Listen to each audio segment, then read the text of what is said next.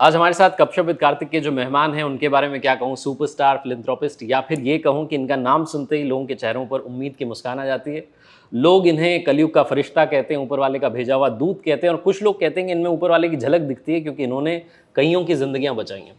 लोग आपको भारत का रत्न कहते हैं और प्यार से सोनू सूद कहते हैं। बहुत-बहुत स्वागत है आपका। Thank you so much. You are very kind. Thank you so much. आपके नाम पर मोबाइल के जो दुकानें हैं, स्टोर हैं, वो खुल रहे हैं, पाव भाजी के स्टॉल खुल रहे हैं। आप खुद भी काफ़ी जगहों पर विज़िट कर चुके हैं। कैसा लगता है जब देश इतना सारा प्यार आपको देता है?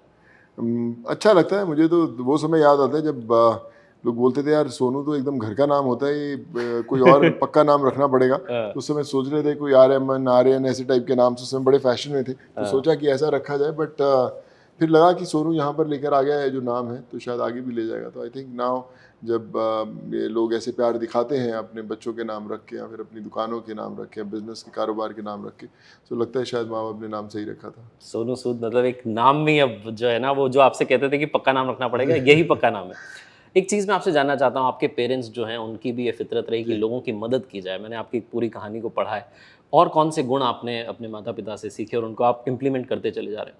देखिए, मुझे लगता है कि जब पेरेंट्स को काम करता हुआ देख रहे थे, मदर को पढ़ाते हुए देख रहे थे, स्टूडेंट्स को, फादर को लोगों को हेल्प करते हुए देखते थे। हमारी कपड़े की शॉप थी, लोगों की शादियाँ होती थी, उनके पास पैसे नहीं होते थे, पापा कहते कोई नहीं तुम बनाओ, शादी करो, बाद में देखना जब होगा। हुँ, सो वो चीज़ें अभी मैं रियलाइज़ करता हूँ कि एक तरह का स्कूल था मेरा, जो मुझे हुँ, सिखा रहा था अननोइंगली। कोई ऐसा नहीं था, फादर ने बोला देखो मैंने इनकी हेल्प की तो आपको भी करना है, ऐसा नहीं उन्होंने कभी बोला। पर मुझे लगता है कि उस वातावरण में ही हम लोग पले बड़े हुए, तो इसलिए होता गया। मेरे जो ग्रैंडफादर, ग्रेट ग्रैंडफादर थे, जितने हमारे पंजाब में स्कूल कॉलेजेस खुले हुए हैं, सब उन्हीं की ज़मीनें दी हुई हैं कि भैया स्कूल खोलना है चलो बना लो, कॉलेज खोलना है चलो बना लो। सो आई फील कि मैं अगर उनके दिखाए हुए नक्शे कदम पे चल रहा हूँ, सो आई फील ब्लेस्ड कि वो लेगेसी आगे चल रही है। कोविड का एक ऐसा समय आया था सर जब लोगों ने दरवाजे बंद कर लिए थे। 2 गज़ की दूरी है बहुत ज़रूरी, लेकिन आपने कहा मैं गले लगाने के लिए तैयार हूँ, आपकी मदद के लिए तैयार हूँ, दरवाज़े आपने खोल दिए। वहाँ से जो सफ़र शुरू हुआ है, जो अभी भी चलता चला जा रहा है। लोग आपको टैग कर देते हैं ना, तो उन्हें लगता है कि मेरा काम हो गया। वो जी। इतना पक्का मान के चलते हैं। तो ये किस तरीके से आगे बढ़ता चला जा रहा है और कैसे वो थॉट आया था कि ऐसा समय जब सब लोग बंद कर रहे थे दरवाज़े, आपने कहा मैं तैयार हूँ आपके साथ हूँ? देखिए, मुझे लगता है कि कहीं अपनी लाइफ के अंदर एक अवेकनिंग का समय होता है, जब आपकी ज़िंदगी में कोई अवेकनिंग होती है। तो मुझे लगता है कोविड के दौरान वो अवेकनिंग थी, कहीं ईश्वर का वो संदेश, कोई मैसेज, कोई माँ-बाप का मैसेज था कि बाहर निकलना पड़ेगा, मदद करनी पड़ेगी लोगों की। एंड वो अपने आप होता गया, कुछ पता नहीं था कैसे हो रहा है, बट होता गया।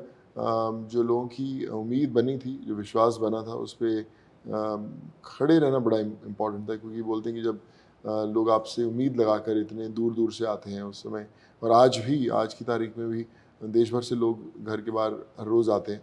सो उनको पता नहीं कि मैं हूँ या नहीं हूँ, मैं हुँ, जयपुर में हूँ या कहीं बाहर ट्रैवल कर रहा हूँ, तो वो तो घर से टिकट के साथ या बिना टिकट के निकल ही पड़ता है। हुँ।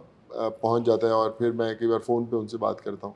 सो आई फ़ील वो जो उम्मीद लोग लगाते हैं, उसकी उम्मीद उन लोगों की ना टूटे, उसी की मैं कोशिश आज भी करता रहा हूँ और करता रहूँगा। आपने जीवन का वो रियल स्ट्रगल देखा है, वो जो जिसे शून्य कहा जाता है, जिसके आगे फिर वो 1 लग जाता है और शून्य ऐड होते चले जाते हैं।